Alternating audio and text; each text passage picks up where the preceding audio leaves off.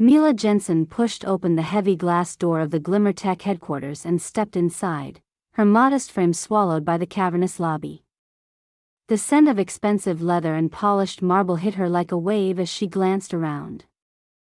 Sleek chrome fixtures reflected the ambient lighting, and the low murmur of elegant conversations floated through the air.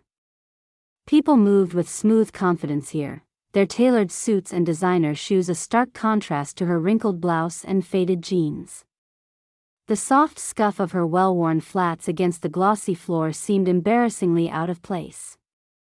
She clutched her small tote bag tighter, taking a breath to steady the nervous flutter in her chest. Her dark hair was pulled back simply, no makeup to distract from a face that knew more hard work than vanity. A few employees near the check-in desk stole glances, some quick, some lingering.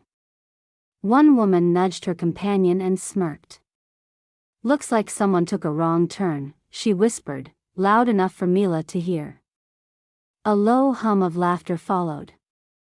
At the far end of the lobby, the manager emerged, impeccably dressed in a sharp black suit. She stopped mid-step, eyes narrowing as she spotted Mila. The manager's lips pressed into a thin line before her eyes rolled ever so slightly. She scrutinized Mila from head to toe, the wrinkled blouse, the scuffed shoes, the hesitant posture, and muttered under her breath, "Who let her in here?" Her tone held more disdain than curiosity, and her gaze flicked away as if dismissing an unwanted blemish. Mila swallowed hard, feeling the weight of unspoken judgment settling around her like a thick fog. Yet she stood grounded, determination quietly shining beneath her modest exterior. As Mila approached the thick glass door marked "Executive Offices," a sharp voice stopped her in her tracks. "Excuse me," the manager said briskly, stepping in front of her with arms crossed. Her gaze pinned Mila down like a prowling cat examining a strange mouse. "Do you have an appointment? Are you sure you're in the right place?" Mila straightened her shoulders, steadying her trembling hands. "Yes," she replied evenly, her voice calm despite the pounding of her heart. "I'm here to meet with Mr. Radcliffe for the discussion on the upcoming project. It was scheduled for this afternoon." The manager's lip curled into a smirk. "Must be a mistake. I don't see any record of you. You're not on the roster." She glanced from Mila's wrinkled blouse to the worn flats peeking from under her jeans. "You look more like you belong in the mailroom than the boardroom." A small crowd had gathered as employees lurking nearby sensed the tension and perked up, their eyes darting between the two women. Phones subtly emerged from pockets, already poised to catch the scene. Mila's cheeks flamed, but she refused to back down. "I assure you my meeting is confirmed. Please notify Mr. Radcliffe that I've arrived." The manager chuckled, loud enough for the crowd. "I think I'll do one better." She spun on her heel and called down the hallway, her voice dripping with sarcasm. "Excuse me, Mr. Radcliffe. We have a visitor in a wrinkled blouse and scuffed shoes claiming to see you." Laughter rippled through the hallway. Mila's hands tightened into fists at her sides. She fought to keep her face composed as whispered insults floated through the murmuring crowd. An employee near the elevator, a tall man with a smug grin, piped up, "Maybe she took a wrong turn at the coffee machine and thinks this is some fancy cafe." His remark elicited chuckles as others chimed in, trying to outdo each other with clever digs. The manager's eyes sparkled with triumph as she faced Mila again. "Look, this is a place for professionals. People who care about their appearance and conduct. Not for strollers who can't even iron their shirts. Why don't you take a seat in the waiting area? I'll let you know if you're really on the schedule." Mila felt a wave of humiliation crash over her as all eyes seemed to bore holes into her. She remained frozen, cheeks hot and chest tight as the weight of their glare pressed on her chest. She desperately wanted to retreat, disappear, but something inside refused. "I'd rather wait here," Mila said quietly, meeting the manager's challenge. The manager's smile twisted, the corners of her mouth sharpening as if smelling blood. Fine, then. She gestured toward a drab conference room down a nondescript hallway. You can wait there. But don't expect anything special. Mila nodded and walked stiffly toward the dreary room. The laughter and whispers followed her like shadows. She sat on the hard plastic chair, glancing out the small window that overlooked a brick wall. No sunlight. No welcome. Minutes stretched into long moments as she clutched her notes, heart pounding in her ears. A faint hum of voices drifted beyond the door, punctuated by occasional laughter. She closed her eyes briefly, willing herself not to cry or scream. Suddenly, the hallway outside stirred again. Her ears perked up to muffled voices. The manager was loudly commenting to a few others, "It's disgusting. Pretending to be something she's not. This company can't afford to associate with imposters." Nearby, someone produced a phone. The muttered laughter grew louder. "Look at this," a voice said, "she's going viral already." Apparently, a short video of the exchange was being shared among the staff. Mila's hands trembled, the betrayal of silence from those witnessing the scene weighing on her. Nobody stood in her defense. Nobody stopped the spectacle. She swallowed hard, biting back tears of shame and frustration. In that small room, with only bleak walls and cold chairs for company, Mila realized how alone she was. Not just in that moment, but perhaps in a world quick to judge by appearances. Her thoughts settled into a quiet resolve even as she steadied herself against the humiliation. This was a battle of more than just a meeting. It was about respect. Minutes later, footsteps approached the door. Mila gathered her courage and opened it just as the assistant from the CEO's office stepped in, holding an envelope. "Miss Jensen?" she asked politely. Mila nodded, heart catching in her throat. "The CEO is ready to see you now," the assistant said with a calm smile. Hushed murmurs rippled down the hallway. The manager's triumphant smirk faltered, replaced with a flicker of unease. Eyes that only moments ago mocked Mila now looked on with uncertain curiosity. Mila rose, adjusting her blouse and straightening the papers in her hand. The oppressive weight of judgment still lingered, but now mingled with renewed purpose. She stepped through the door, into the unknown, quietly preparing to claim the right that had brought her here. Back in the spacious, glass-walled manager's office, Claire Danvers, Glimmertech's sharp-edged operations manager, leaned back in her ergonomic chair, a satisfied smile curling her lips. She had just orchestrated what she proudly deemed a necessary gatekeeping action. In her mind, the sanctity of the company's elite image had been defended, her reputation as a protector of the brand reinforced. "Can't let anyone slip in who doesn't fit the profile," she murmured to a colleague on speakerphone, her voice dripping with condescension. "This place thrives on exclusivity. Every wrinkle in the fabric is a risk." Claire's belief in rigid walls around success justified her dismissive sneer toward Mila's modest blouse and unpolished appearance. To Claire, Mila wasn't just a misfit, she was a threat to the shining veneer they cultivated. In the hallway, normality resumed with awkward ease.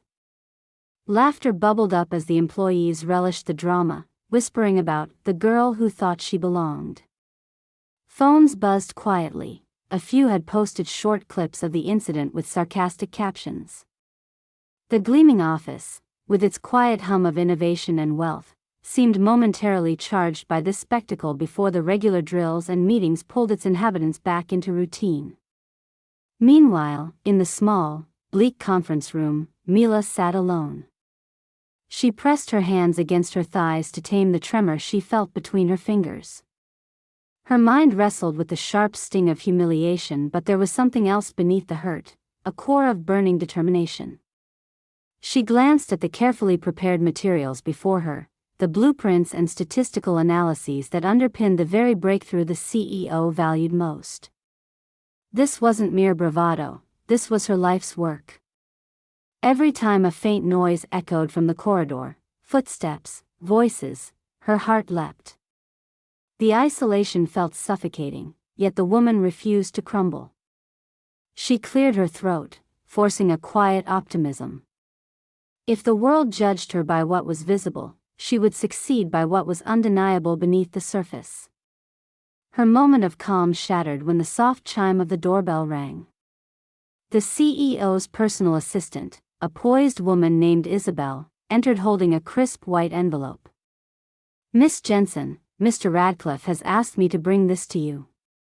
He's ready to see you now." The words caused a ripple through the hushed hallway outside. Whispers sprang anew as people exchanged uncertain glances. The very atmosphere that had been thick with derision shifted to one of uneasy curiosity. The manager, Claire, who had been holding court nearby, felt a sudden sharp chill as those around her began to look at Mila with a new respect, or at least, confusion. A silence fell as all eyes followed Mila's journey out of the dreary room and down the corridor toward the inner sanctum of corporate power. Her shoulders remained straight, her face a mask of composed professionalism, though inside a tumult of emotions swirled. The indignity of being thrust aside clung stubbornly, but it now mingled with a surging hope. Inside the CEO's office, Mark Radcliffe, a man known for his razor-sharp intellect and steely resolve, sat behind a massive walnut desk. His eyes were bright with the anticipation of unveiling a carefully guarded plan. When Mila entered, he offered a warm smile that contrasted sharply with the cold reception she'd received moments ago. "Mila," he said with genuine welcome, "thank you for coming. Let's get right to it, we have much to discuss." They delved into the technical nuances of the upcoming project, Mila articulating with precision the innovations she had engineered, an artificial intelligence system designed to revolutionize user interface experiences. Mark listened intently, nodding approvingly at her confident explanations and thoughtful answers to his probing questions. In this space, she was recognized not for her clothes or shoes, but for her ideas and expertise. Back in the lobby, the tide of gossip had swelled.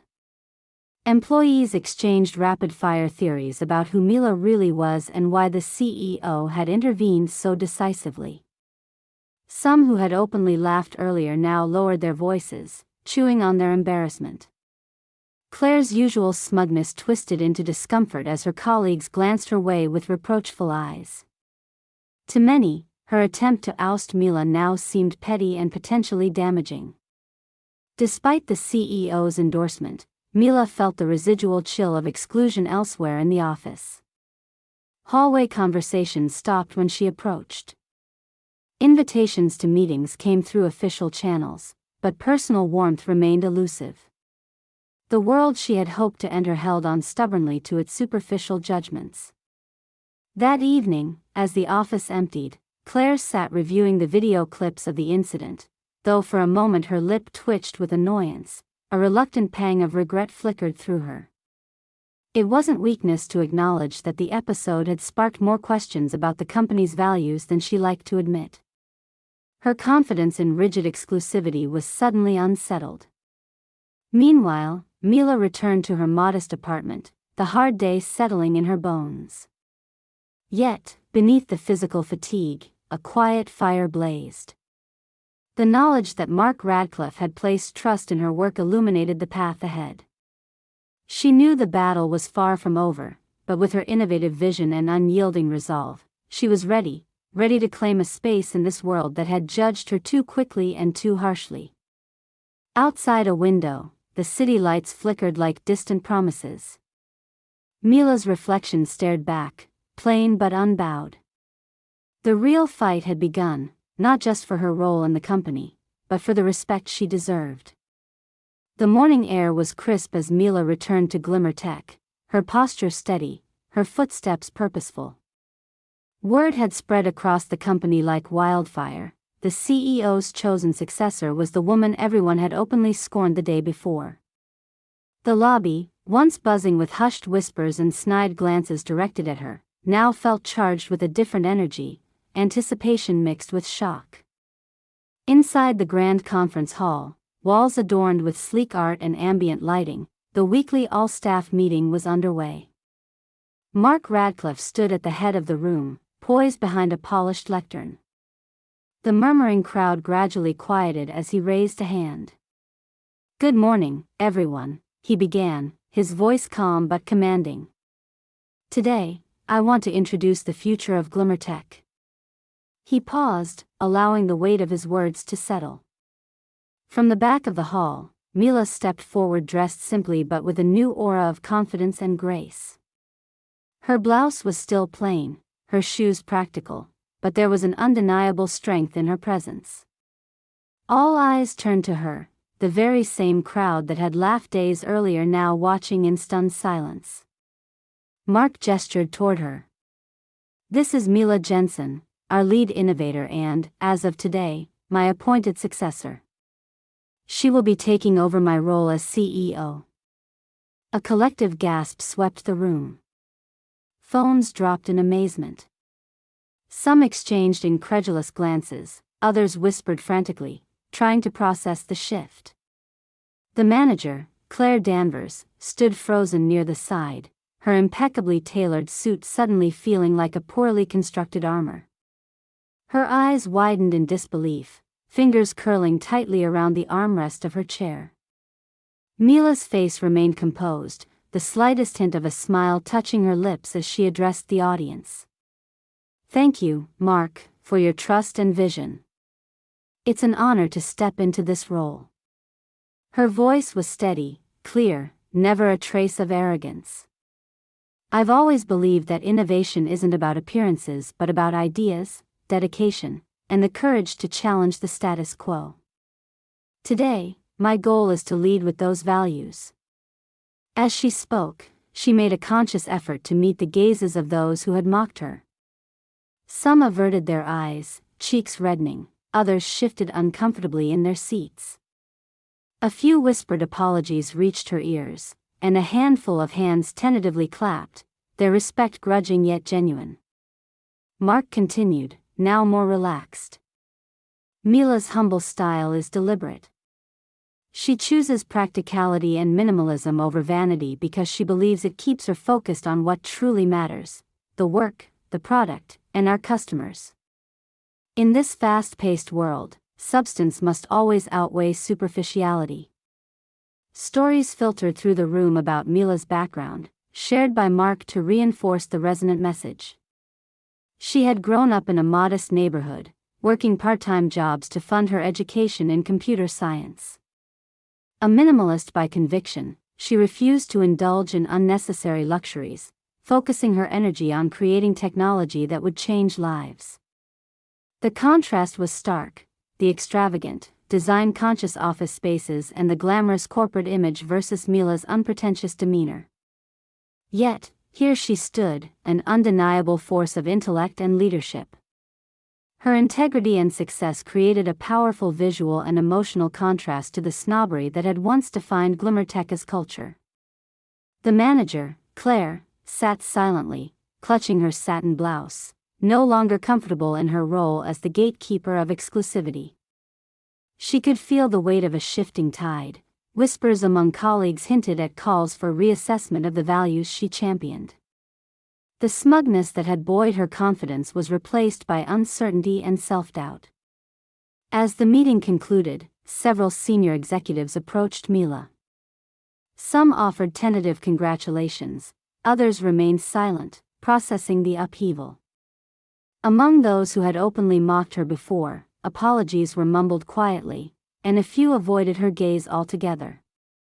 Mila accepted their words with grace, knowing that true respect would come not from forced pleasantries but from consistent leadership and results. She made no spectacle of her climb but let her accomplishments speak in the months to come. Outside the conference hall, the atmosphere had shifted palpably across the company. Employees whispered about Mila's steadfast demeanor, her groundbreaking work, and the CEO's clear confidence in her. The culture was beginning to bud with new values: merit over image, substance over style. Later that day, Mila sat in her modest office, a space arranged simply yet thoughtfully. Her walls bore whiteboards filled with complex diagrams rather than expensive artwork. One of her first acts as the new CEO was to redesign her workspace to echo the principles she cherished: functionality, transparency, and inclusivity. As her phone buzzed with new meeting requests, Mila smiled quietly.